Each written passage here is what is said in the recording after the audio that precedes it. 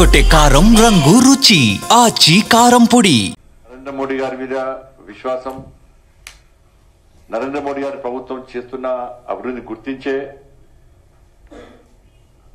బీహార్ అభివృద్ధి గురించి ఆలోచించి అక్కడ ప్రజలు ఈరోజు భారతీయ జనతా పార్టీకి పట్టం కట్టడం జరిగింది. కాంగ్రెస్ పార్టీ ఎన్ని తప్పుడు ఆరోపణలు చేసినప్పుడు కూడా, ఓట్ చోరీ అని, అవినీతి అని చెప్పి అనేక ఆరోపణలు చేసినప్పుడు కూడా బీహార్ ప్రజలు బీహార్లో జరుగుతున్నటువంటి అభివృద్ధి పనులు కేంద్ర ప్రభుత్వం యొక్క నిధులే.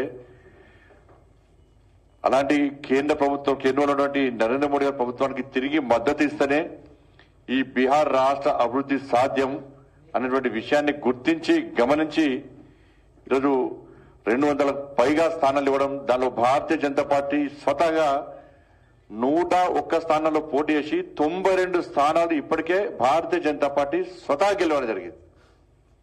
అక్కడ కాంగ్రెస్ పార్టీ కేవలం 5. Congress party only 5. Congress party నాయకులు ఆలోచించాలి, ఓన్లీ 5. 60 స్థానాల్లో పోటీ చేసింది. పోటీ చేస్తే కాంగ్రెస్ పార్టీ గెలిచింది 5 స్థానాలు, మహాగఠబంధన్ గెలిచింది 34 స్థానాలు. భారతీయ జనతా పార్టీ 101 స్థానాల్లో పోటీ చేస్తే ఇప్పటికే 92 గెలిచింది ఆల్రెడీ. ఇంతకు వీరేంద్ర కూడా చెప్తున్నాడు, కాంగ్రెస్ పార్టీ పరిస్థితి ఎట్లయిపోయిందంటే ఈ ఓటర్స్ల పార్టీలు బీజేపీ, కాంగ్రెస్, బీజేపీ అన్ని పెడతా ఉంటారు, లాస్ట్ అదర్స్ అని ఉంటుంది. దేశం మొత్తం చూస్తే కాంగ్రెస్ పార్టీ పరిస్థితి అదర్స్ దానికమైంది. ఇప్పుడు జాతీయ పార్టీ కాంగ్రెస్ పార్టీ ప్రాంతీయ పార్టీ అయింది. ఇక్కడ బీఆర్ఎస్ పార్టీ ప్రాంతీయ పార్టీ ఉప ప్రాంతీయ పార్టీ అయిపోయింది. ఎందుకంటే బీఆర్ఎస్ పార్టీ కూడా దేశం మొత్తం పోటీ చేస్తాడు కేసీఆర్, ఏడు లేడు. యూపీలో పోయి ఫ్లెక్సీలు పెట్టుకున్నాడు, మహారాష్ట్ర పోయి ఫ్లెక్సీ పెట్టుకున్నాడు, బీహార్లో పోయి పెట్టుకున్నాడు, గుజరాత్ లో పెట్టుకున్నాడు, పై ఫామ్ అవుదాం అన్నాడు. కాబట్టి 20 రాష్ట్రాల్లో భారతీయ జనతా పార్టీ ఇవాళ ఎన్డీఏ ప్రభుత్వాలు అధికారంలో ఉన్నాయంటే అక్కడ ఉన్నటువంటి హిందూ సమాజం ఒకటైంది. నరేంద్ర మోడీ గారి యొక్క అభివృద్ధి సంక్షేమ ఫలాలను ప్రజలు, అందుకే అమిత్ షా గారు అబ్కీ బార్ 160 పార్ అన్నటువంటి నినాదం 100% సక్సెస్ అయింది. మొదటి నుంచి కూడా బీహార్లో కూడా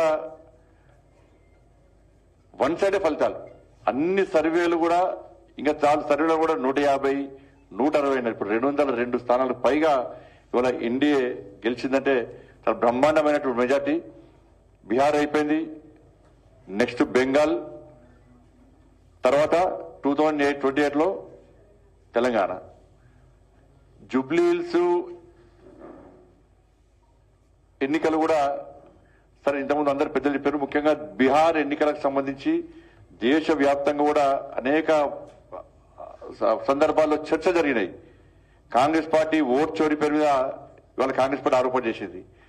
నేను అడుగుతున్నా, మరి జూబ్లీస్ లో ఓట్ చోరీ జరిగిందా, జరగలేదా? కాంగ్రెస్ పార్టీ ఇక్కడ నాయకులు రాహుల్ గాంధీ స్పష్టం చేయ, రాహుల్ గాంధీ కేల్కతా దుకాన్ బంద్, ఇక పబ్జీ గేమ్ ఆడుకోవాలి ఆయన. ఇక రాహుల్ గాంధీ తిరిగిన తను ఒక్కరికి గెలవాడే. పబ్జీ గేమ్ కు పరిమితం అయితే రాహుల్ గాంధీ చాలా మంచిది. జూబ్లీస్ ఎన్నికలు కూడా ఎంఐఎం పార్టీ స్వతహా గెలవలేక ఎంఐఎం పార్టీ క్యాండిడేట్ తీసుకొచ్చి కాంగ్రెస్ క్యాండిడేట్ గా ప్రకటించి ఇవాళ గెలిపించే ప్రయత్నం గెలిపించడం జరిగింది. 100% మైనార్టీలు వన్ సైడ్ అయిపోయారు. తన 100% వాస్తవం అది.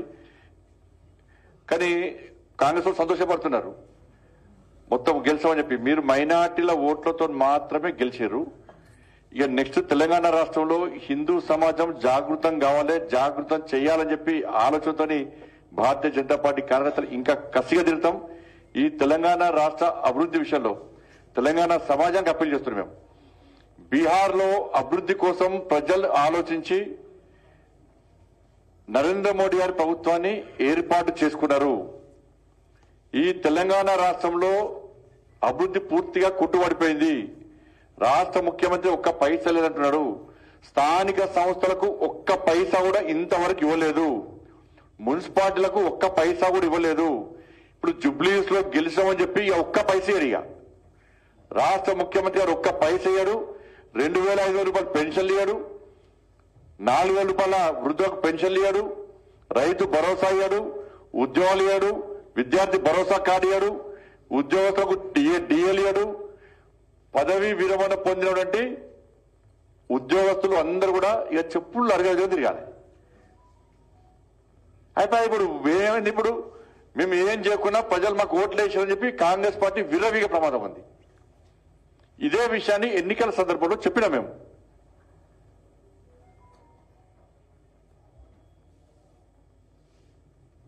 ఇక ఇదే విషయాలతో ఇక లోకల్ బాడీ ఎలక్షన్ పోతారు. లోకల్ బాడీలో 100% మేము గెలుస్తాం. బీఆర్ఎస్ పార్టీ మాదే ప్రధాన ప్రతిపక్ష పార్టీ అంటాడు. ప్రతిపక్ష నేత ఎవరు ఈ తెలంగాణ రాష్ట్రంలో తెలుసా? ప్రతిపక్ష నేత ఎప్పుడైనా మా ప్రతిపక్ష నేత హౌజ్ పోయి మొత్తం కాంగ్రెస్ పార్టీ విధానాలు మొత్తం ఎండగడుతూ ఇవాళ ప్రశ్నిస్తున్నాం. బీఆర్ఎస్ పార్టీ యొక్క ప్రతిపక్ష నేత ఎవరు? ఈ ఏడున్నాడు. ఎప్పుడైనా అసెంబ్లీకి వచ్చిండా? తెలంగాణ రాష్ట్ర ప్రజలు కష్టాల్లో ఇబ్బందుల్లో ఉంటే ఏ రోజున వచ్చి భరోసా కల్పించిండా, పరామర్శించిండా? ఎప్పుడైనా వచ్చిండా? ప్రతిపక్ష నేతనే అవసరం అసెంబ్లీకి వస్తాడు, కలవకుండా వేయండి, ఫామ్ హౌస్ పరిమితం వేయండు. మీరు ప్రధాన ప్రతిపక్ష పార్టీ ఎట్లయితుంది? దేశానికి ఇవాళ బీఆర్ఎస్ పార్టీ ఒక్క పార్లమెంట్ సీట్ లేదు, వాళ్ళకు ఒక్క పార్లమెంట్ సీట్ లేదు. వీళ్ళు ప్రతిపక్ష పార్టీ అటు. శాసన మండలి ఎన్నికల్లో టీచర్స్ గ్రాడ్యుయేట్స్ లో కానీ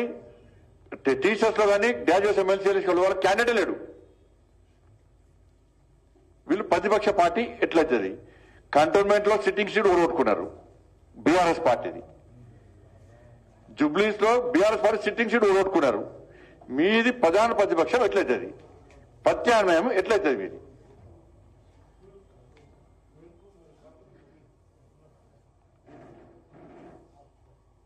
కాబట్టి సరే మేము ఓడిపోయినాము అంటే గతంలో కూడా బీఆర్ఎస్ పార్టీకి కాంగ్రెస్ పార్టీకి దుబ్బాకలో డిపాజిట్ రాలే, మునుగోడులో డిపాజిట్ రాలే, హుజాబాద్లో డిపాజిట్ రాలే.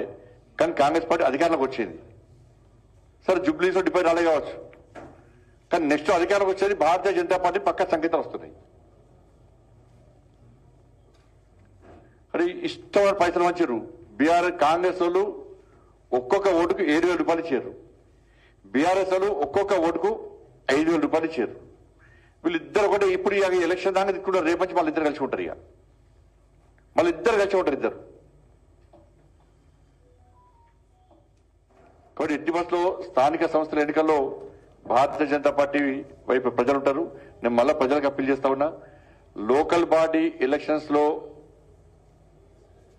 మీకు 2,500 ప్రజలకు 2,500 రూపాయలు మహిళలకు రావాలంటే, తులం బంగారు రావాలంటే, స్కూటీ రావాలంటే, 4,000 రూపాయలు పెన్షన్ రావాలంటే, రైతు భరోసా రావాలంటే, ఉద్యోగులకు డిఎల్ రావాలంటే, రిటైర్ అయినటువంటి వ్యక్తులకు ఉద్యోగస్తులకు మీ బెనిఫిట్స్ రావాలంటే, లోకల్ బాడీలో ఒక్క రూపాయి కూడా కాంగ్రెస్ పార్టీ ప్రభుత్వం కేటాయించలే.